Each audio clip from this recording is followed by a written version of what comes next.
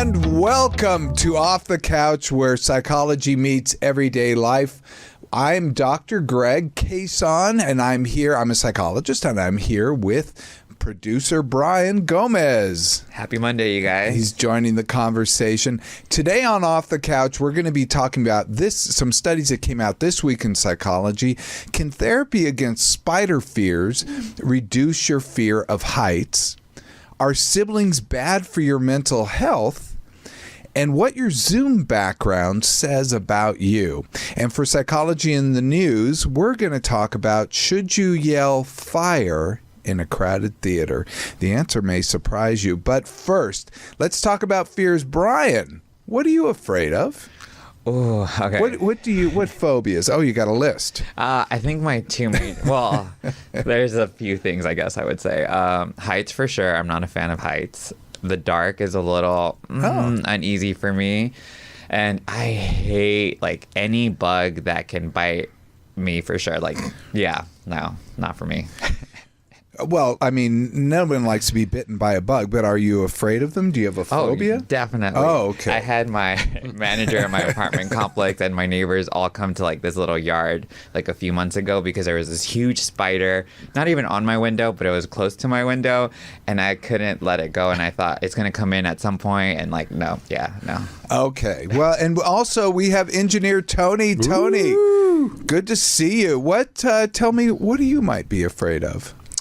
The two most are heights. Heights. Because my brother threw me off the house when I was a little boy, and I think that did it. Oh, yeah. And snakes, because he it's one of the threw most a snake common around me. Or at me when I was a little boy, too. So I blame it on him. So. The trauma is caused by the sibling. Right. Got it. I really only have one, and that is fear of heights as well. So we all share in that. We should all, go on a Ferris wheel together. Let's talk about this. So I'm going to talk about the 5 most common phobias, and then I'm going to talk about this study that really is, in my field, pretty amazing. So the 5 most common phobias: claustrophobia, or fear of enclosed or confined spaces. I don't have that. I mean, I actually kind of like sometimes being in a small space. Fear of heights, which is acrophobia. That's what we all share. Social phobias, which is fear of social situations and social interactions. We also have the glossophobia, which is a fear of public speaking. That is many times that kind of moves to the front of the line. The fear of social situations moves to the front of the line. Those are very common fears. And of course, arachnophobia, which is fear of spiders. But we see this kind of fear also of biting bugs, or like you had, Brian. So that's not unusual. So let's talk about that. They did a study. It's Ruhr University Bochum in Germany, and they did a therapy against spider fear study. So they studied 50 people with both a fear of spiders and a fear of heights. And then they did this study and they published it in the Journal of Translational Psychiatry. So they treated the 50 people with the spider phobia, and they did a treatment called exposure with response prevention. So exposure with response prevention, some people might know that treatment if you took a psych class a while back as flooding. That's an old term. We don't really use that anymore, but it's basically when you put somebody toward a situation or in a situation that's going to cause them some fear. We saw this in the movies, who's the guy? Harrison Ford. He was in the movie with who knows? It's the ride at Disneyland, and I'm completely forgetting. Now, if you wouldn't have said he had. So this guy, I'm sure everyone at home is Indiana Jones yelling. Yes, Indiana Jones.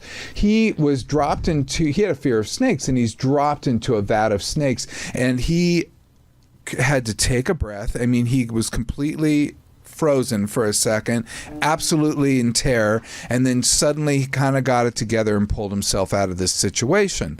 So that was probably the most dramatic exposure I've ever seen. But usually with fear of spiders, you do things like you write down the name spider, you might show them a picture of spiders, you might have them touch the picture, you might show them videos of spiders, then you might have a real spider in the room, and then you might have them come closer to the spider. So So it's a series of progressive exposures. And during that time, so when they did this therapy, they measured the fear of spiders and they measured the fear of heights before and after the treatment. So the measurements were both subjective of their fears, and they did some objective measures as well. So what we all did, we reported what our fears were, and then people took some survey and they said, this is my fear. The objective was actually really key. They had them actually, either get close to a spider, see how close they could come or would be willing to come, and also could they climb this church tower. So both those were very helpful measures. Then they measured. Then they did the treatment, but climbing the church tower actually kind of reminded me. I was just in Florence this summer, and then we went to the Duomo in Florence, which is Santa Maria del Fiore. This is the main church in town, if you will. And they had a tour there, and that you could climb the enclosed stairs. It was 463 steep stairs. And some people didn't want to do it because of the enclosed space of the area that you're climbing. And I'm like, that doesn't bother me at all. We can go up the stairs, go up to the top and look at the view. That's fantastic. Then they said, well, then you have to go out on that catwalk and walk all the way around. And I'm like, oh, you know what? I can pass on this because you're just towering above the church floor, and it was just terrifying, and I just said no. But spiders I don't seem to have the issue with, thank goodness. I've even had some big spiders, allowed them to crawl on me in Mexico as part of a nature thing, which was kind of cool.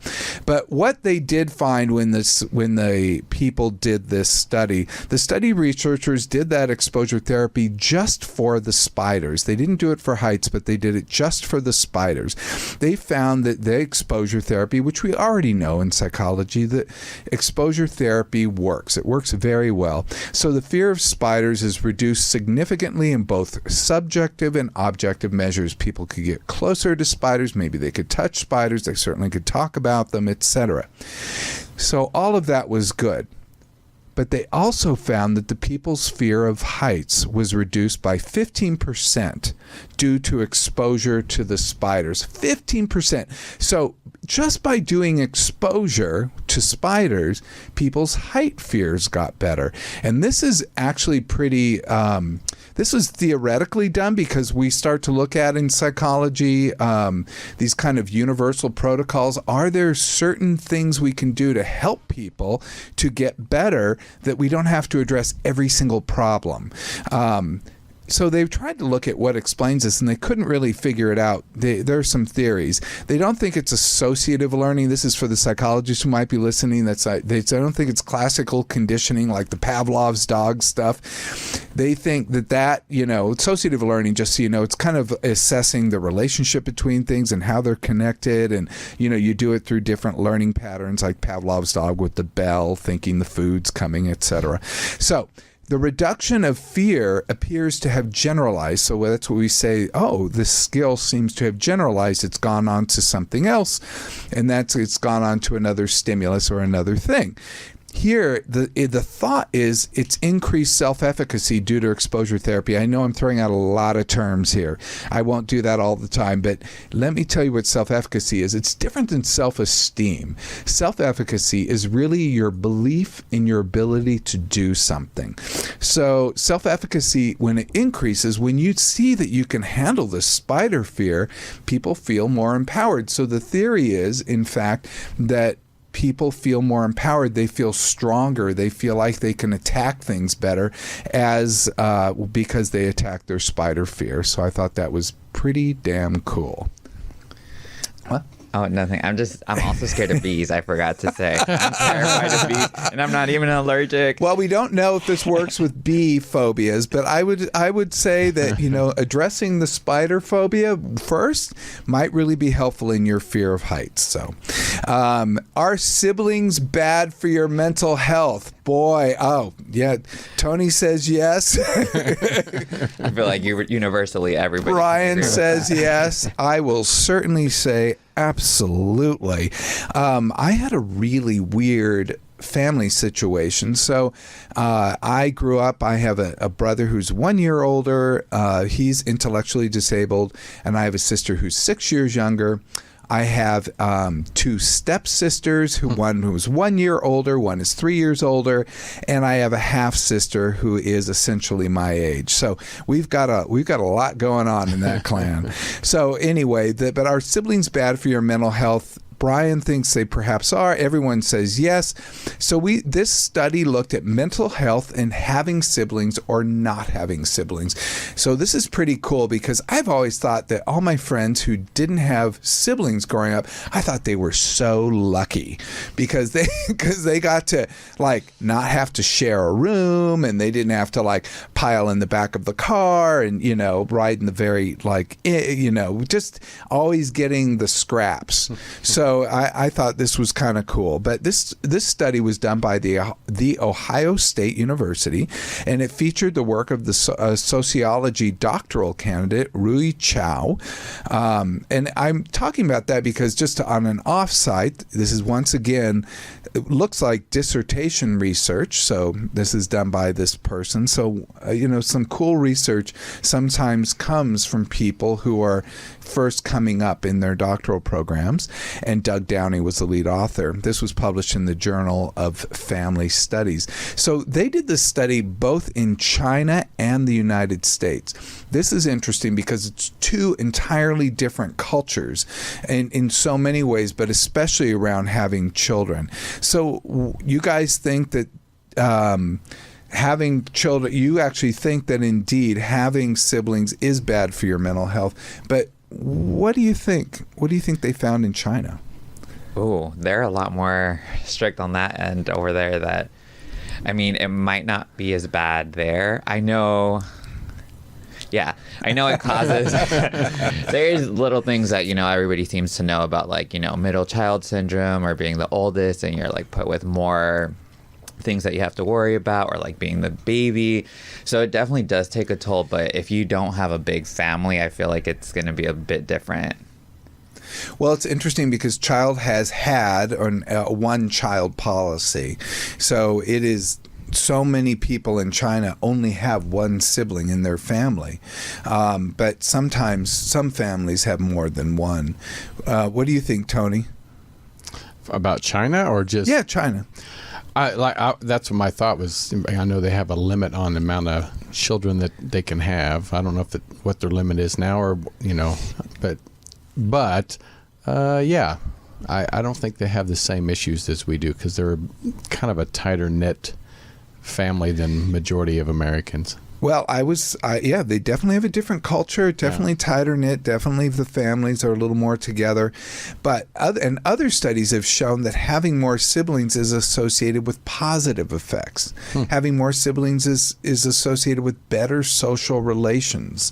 I don't know, but I can sit in a room full of people and I'm not bothered by it, or I can talk to people and kind of deal with things. And so in some ways I see that skill that we gained in a sometimes chaotic household.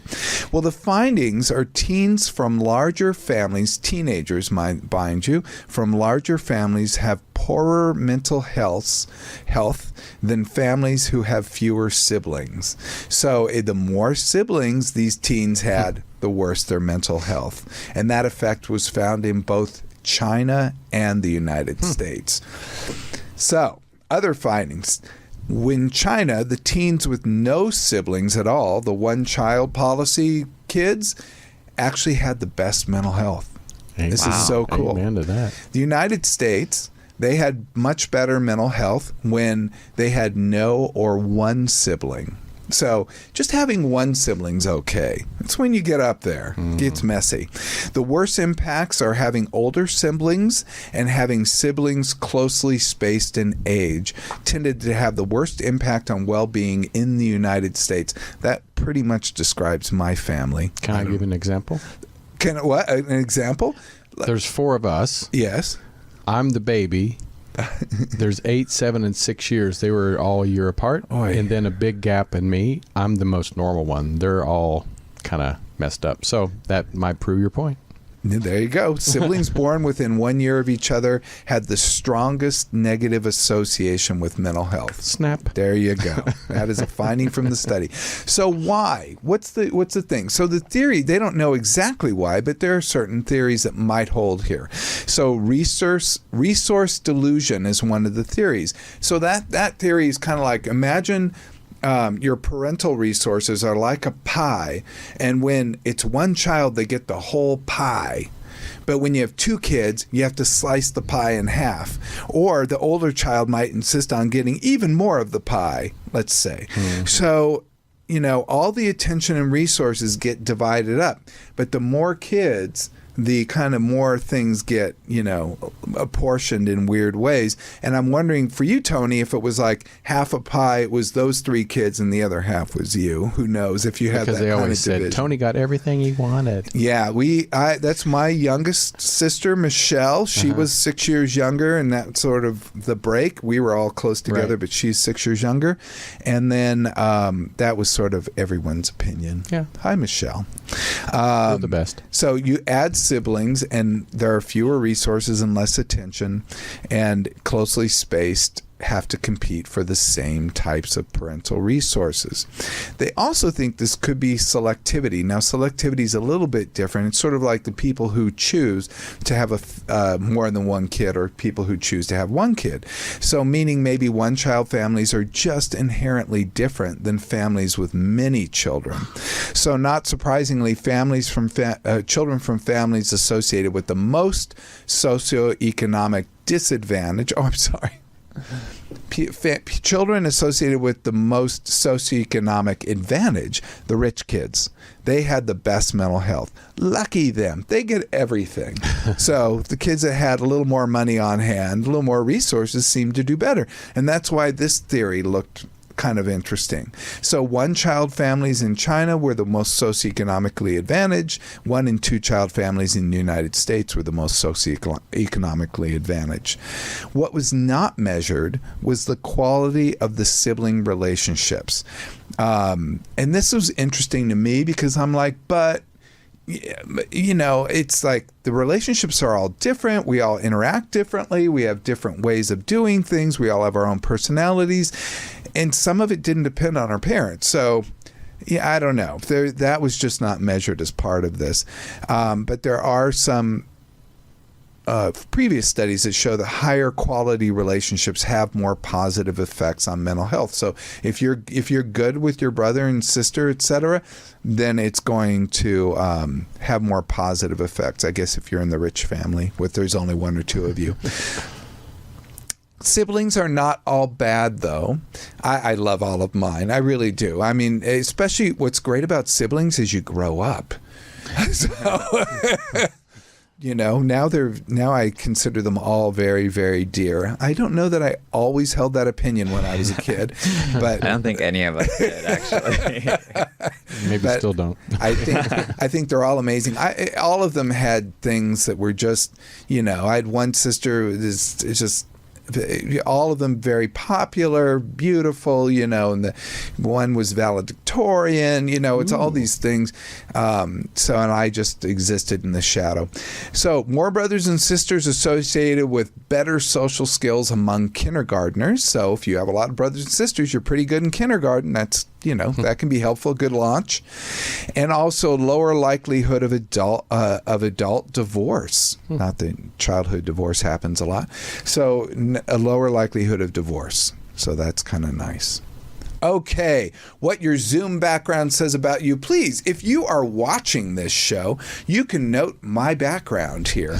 What I have in the background for people who are just listening is a picture of the logo Off the Couch with Dr. Greg. It's kind of in a cartoon sort of setup and a video screen behind me, and I'm just talking. So keep that in mind as we talk. The pandemic really made Zoom ubiquitous. It just happened everywhere. We all went to Zoom. We all pretty much used that platform. Maybe some other ones were used, FaceTime, etc. But we all looked at people's Zooms and we all made judgments. Say it. We all did it. It wasn't just what people said or what they did or what their hair looked like that day. We looked at what? what went on in the background. Did they make their bed? Do they clean up? What is that? Why do they have that book? You know, do they not water their plants?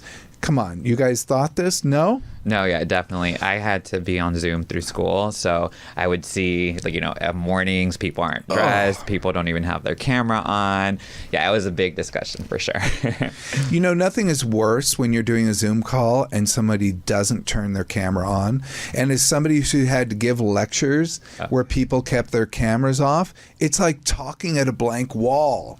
I know they're doing it because they're probably not even in front of the computer. I get it, but they're just talking to a blank wall. I'm just saying, we all judge things. The predictions estimate 75% of business meetings will occur through video conferencing in 2024. So it's all very important. But we look at things, we make judgments on people's backgrounds based on so many things, including things like their socioeconomic status or their heritage or their priorities, sometimes disabilities. And sometimes we can say things like messy table might be an indication of personality. An unmade bed means that they have a lack of attention to detail, not that they were just in a lot of hurry. So we all have these first impressions. So this study, it was done at Durham University in North Carolina, Department of Psychology, and they wanted to know what were the snap impressions of backgrounds. What were the snap first impressions? We already did studies on faces and voices. They want to know the snap first impressions of backgrounds. So they did a study looking at the physical environments of Zoom calls. It was published in the PLOS One journal, which is it's a respectable, and study recruited 167 participants, both from online and undergraduates in psychology classes at Durham University. So they had 115 females, 50 males, and 2 non-binary individuals, and they were ages 19 to 68. So they did have some age gap, which is kind of nice. So they looked at male and female photos, and let's go ahead and put that up, and I'll kind of describe what they did. They looked at all white, and why they did is they wanted to control for unconscious bias, because a lot of people, when they look at other races, they might have unconscious bias that will skew their rating. So they made everyone the same race. They had 18 male faces and 18 female faces, and I could not tell from reading the study, maybe I didn't read it closely enough, nor the example that they put up, which if you're watching the video, you can see we have a panel of 6 individual faces that represent each of the individual Zoom backgrounds. Ages all appear to be college age, which could also skew some people's impressions, but nonetheless, that's what they had. The impressions of the study, they had 18 male, 18 female. They had both happy and neutral faces. And they did 6 different backgrounds. They really controlled this. 6 different backgrounds. They did a home, a blurred, a bookcase, plants, and a novelty background. Do we have any others? Oh, yeah, blank. Blank is kind of boring. Blank is just a white screen. Novelty background is, you know, those pictures when people have like some kind of travel photo behind them, or maybe some cartoon scene or something, and when they're talking, it blurs into their face, or when they move, it's very distracting, but nonetheless, that's a novelty background. And I think this could, my in the studio background could qualify as a novelty background. And then they rated levels of competence and trustworthiness of the speaker. They didn't tell them they were looking at the backgrounds. They just said, you know, here are these things. Tell us how competent or trustworthy this person appears. And they didn't tell them what they were evaluating, whether it's a neutral face or smiling face, man or woman, background, etc. Here's what they found. The plants or a bookcase in the background significantly increased ratings of trust and competence. So if you want good trust and competence, have plants or a bookcase. Living room or a novelty background had significantly lower ratings. Here we got a novelty background here, but living room stuff or any kind of furniture stuff seem to lower ratings. And blank or blurred backgrounds, as boring as that is, that's somewhere in between. If you have a smiling or a female face, people saw you as generally more trustworthy and more competent. Smiling or female.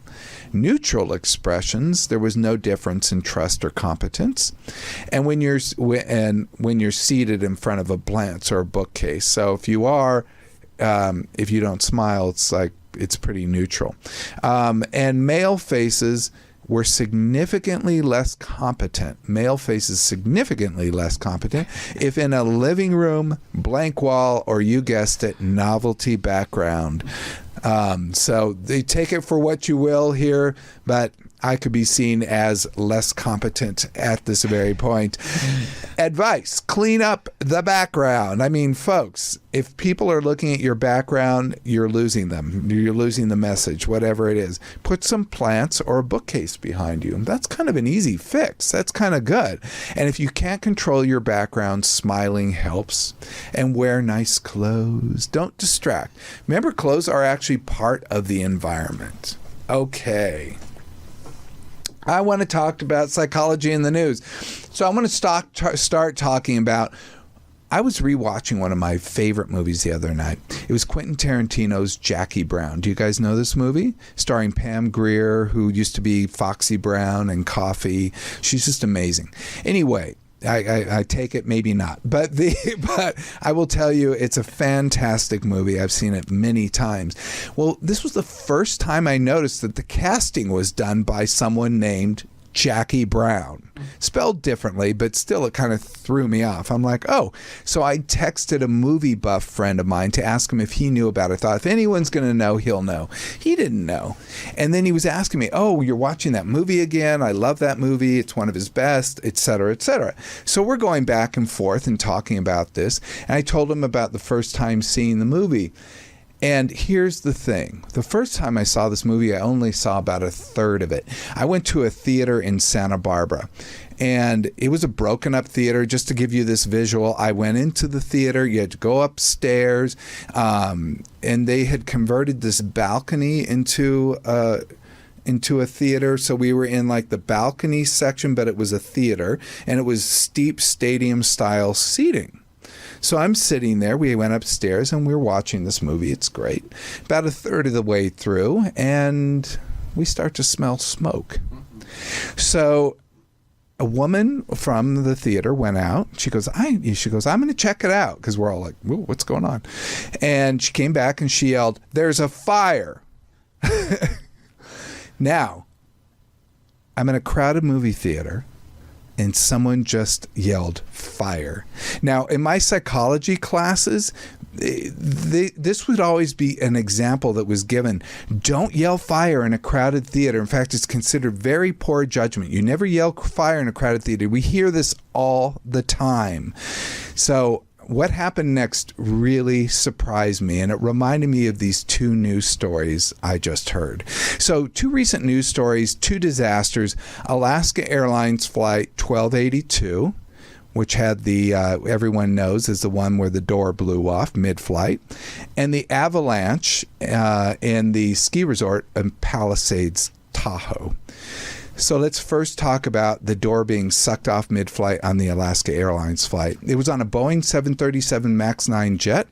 It lost a door-sized section of the fuselage, so the door just popped right off mid-flight.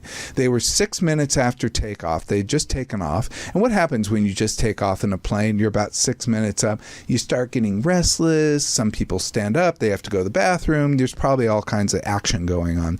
All of a sudden, they just passed 10,000 feet. They hear a loud boom. And then the plane filled with wind and noise. Nobody could even talk. The oxygen masks dropped. A 15-year-old boy who is sitting nearby had his shirt sucked off. At least 2 phones got sucked out, because they've recovered them later. And it was just, as one person reports, total chaos as everyone scrambled to secure themselves. So the 15-year-old boy he moved away from the door. He moved next to this woman. And then I guess there was there was no one, thank God, sitting at the seat where the plane, where the door blew off. But the other two people did leave. The other two people in the middle row and in the aisle, right on the aisle where the door blew off, scrambled to switch aisles. So they switched it to the other side. So everyone got secured and put on their oxygen masks. So this is an account by one of the passengers, Kelly Bartlett. I never felt like we were going to crash. It was windy and loud in the plane, but everyone was calm, and we landed safely within 15 minutes. Bartlett also wrote that then all got off the plane just like normal. No need for emergency slides. We just walked out the jetway as usual. Then she took a selfie to commemorate the experience with the 15-year-old she identified as Jack. Let's get that selfie up there. If you are watching, you will see a woman with an oxygen mask on next to a shirtless boy, also with an oxygen mask. He's giving a thumbs up, and she looks rather cheerful. And there they are, just a few rows from the door that had been blown off as they were on their way down. So she continues, the flight attendants really responded well to the situation. They got everything safe, and they got themselves safe. And then there was nothing to do but wait, right? We were just on our way down, and it was just a normal descent. It felt normal, with the exception of the oxygen mask, the cold air, and the wind and the noise. There were 177 passengers on the plane and crew. There were 177 both passengers and crew. The plane had gotten to the altitude of 16,300 feet. Thank God it wasn't higher, because that could have really spelled disaster. Now let's go to the other one. The avalanche in Palisades, Tahoe. This was snowboarder Jason Parker, he's 52, was buried alive on an avalanche on KT-22. I don't know this ski resort, but apparently this is an infamous double diamond. It's a double black diamond, it's run that's very, very steep. And he noted some snow coming down, and he thought that was just another skier. Because sometimes when you're skiing and you're on a steep slope, someone can knock snow off, and that can happen. He didn't hear a roar or a crack. He just heard the wind howling, and he just says, Jason Parker says, I didn't hear it. I just felt the snow hit me, and it flipped me on my back. And he says his fiance heard him say, "Oh shit," but he doesn't remember saying that. He just reports it was like a river flowing down. So he was caught in this river of snow, but it wasn't actually a river. It was an avalanche that he was in. And Parker felt his body accelerate and the snow massing above him. So he felt more and more snow. He screamed, "Watch me, watch me," because he wanted people to see where he ended up. And he didn't have a beacon. For those people who might know, skiing, sometimes when you ski in more dangerous situations, you might carry a beacon, which is like a little radio transmitter that they can find your location if they need to. He knew there was nothing he could do at that moment but to let the river take him. And as the skiers on the lift watched above him in horror. So he continued to accelerate, and he could feel more and more snow, and he became compacted around his body. Finally, he stopped, and he thought, he stopped. He thought, wow, I think I'm going to be okay. He didn't get hit. He didn't get pushed off a cliff. He just got to the end and stopped, except he was under 4 feet of snow, and nobody could see him. So he was invisible to the outside world. He just couldn't move. He also said the rest of the slide was still coming, so it just entombed him, and everything went black. He screamed for help, but he realized he needed to conserve his oxygen, and he just lay there in the blackness alone. So he said, Parker says, "It's weird. I don't know how to explain this. I really did just slow my breathing, and I started to tell myself, I think this is it." He said, I kind of made peace with it. And he could feel himself losing consciousness, and he was surprised how calm he felt. There's that word again. Then he felt a sharp poke in his back a little while later, and it awakened him. He said, "Awakened me." He felt a wave of emotion, and he thought, I'm going to be okay. They're going to get me. Now, they did get him out. His fiancée immediately threw her arms around him. Ski Patrol asked him things like his name. Do you know where you are? Are you hurt? He wasn't badly hurt. One of his knees was hyperextended. They offered to carry him down the mountain. He refused. He snowboarded down. He and his fiancée made their way to the car, and later people were asking, how did you do that? Like, how did you just walk away from that? And he said adrenaline, which I think is the correct response. And he later found that one skier, 66-year-old man, was killed in the avalanche. There were other people who were buried as well. That story was traumatizing just to even hear. It's scary. As a skier, it's a scary thing. But those two very, very scary incidents both had one thing, which is they had this, both people seemed to be rather calm through these situations. So what's happening?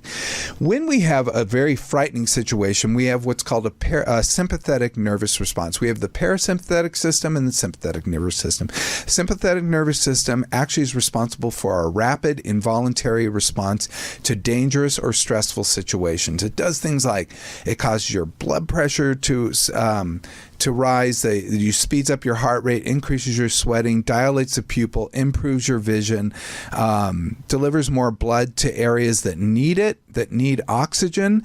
It increases your arousal and attention. So all of this stuff is going on. And we might think that it might be like the movies when a dangerous situation and people are just flailing their arms and running about chaotically.